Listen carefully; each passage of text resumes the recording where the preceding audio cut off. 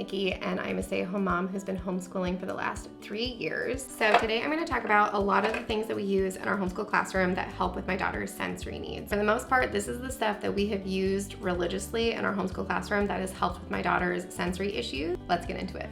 So the first one that I want to talk about are these little hand to mind dudes. So these are actually a pack of 4. However, we are down to 2. I don't know where the other 2 went to, but these are amazing, and I will tell you why. She might start the day off with really high anxiety. A lot of mental shutdowns if she gets really overstimulated or her anxiety really peaks during a lesson. We have incorporated a lot of brain breaks. So how I use these is we'll put on some calming music. She wants to pull these out and use these as she's listening to music. They just really help get her brain to calm down when she's feeling a little bit more on the anxious side. I know everyone is familiar with this. Some people either love it or they hate it. We love Erin's Thinking Putty. Now, we've gone through quite a lot of Erin's Thinking Putty. We like to see what mixes with Erin's Thinking Putty. The ones that we have here, so this one has a little bit of confetti. They're little happy faces.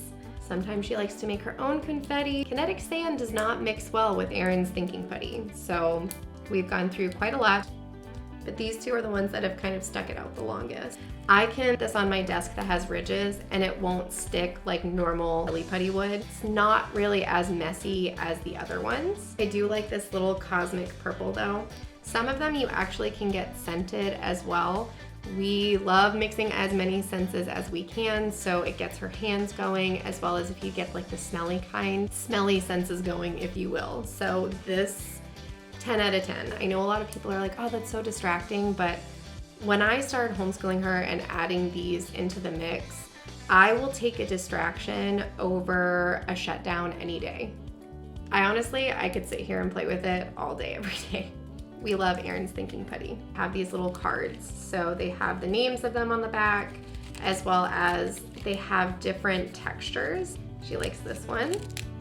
What these do is as I'm lecturing or as I'm going through the lesson, she'll pull these out, whichever one she wants to that day, and she'll just sit and she'll watch me and she'll just fidget with it. So they're a great fidget tool, even if you're not homeschooling and this is something that your child struggles with in school. Textures from little felt ridges. This one feels more of like a cotton shirt, leather, spiky, where this one's more just felt and soft. So I will put a link down below, but these get used a lot. So when I took Penelope to go see an occupational therapist last year, one of the things that I mentioned that we were really struggling in our homeschool classroom was chewing. So to kind of show what I mean is she has eaten almost every eraser off of every pencil.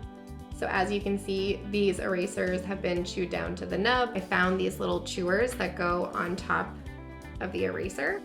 So if she feels the need to chew, she can just start chewing. So another thing that the occupational therapist taught me is a sensory thing that you really need to exhaust. So not only do we have chewers in place, I didn't go with the ones like the necklaces, but I did find these that she really likes. So these are just little teethers, like little chewers. So they're also really good if she just wants to sit and fiddle with it, she can, or she can chew on it. These have also come in handy in our homeschool classroom. So I will link these 2 things down below as well. On top of having things like that she can chew on, one of the things that the occupational therapist also told me is keeping a lot of crunchy foods around. So cereals, pretzels, carrots, celery, things like that, apples, anything that can really get that sensory chewing exhausted, have it available. So actually they just got home and I completely forgot. We used to have a huge bin of bubble gum that I got from Sam's. So we have kept a lot of gum around. So if I ran out of the healthy things, don't come at me in the comments. We did go towards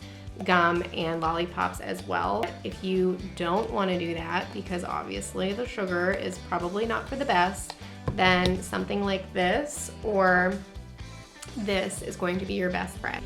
And because she ate all the erasers, I had to actually buy some more. So I do have these really fun tie-dye type erasers. She shows a few signs of dysgraphia, which if you don't know what that is, it's where kids have a little bit of a hard time with their penmanship or writing. She has always struggled with this since I first started homeschooling her. The therapist recommended were these little grippy things. A bit of a beaver, so she has chewed a little bit of these as well. Before we bought these, when she was in like first grade and I just started homeschooling her, one of the things that I ended up getting for her were these really thick pencils.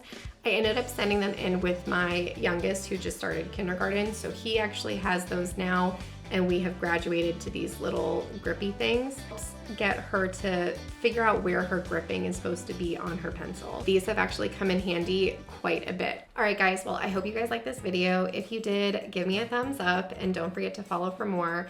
Now, if you guys have any questions, please comment down below. I hope to be able to answer them.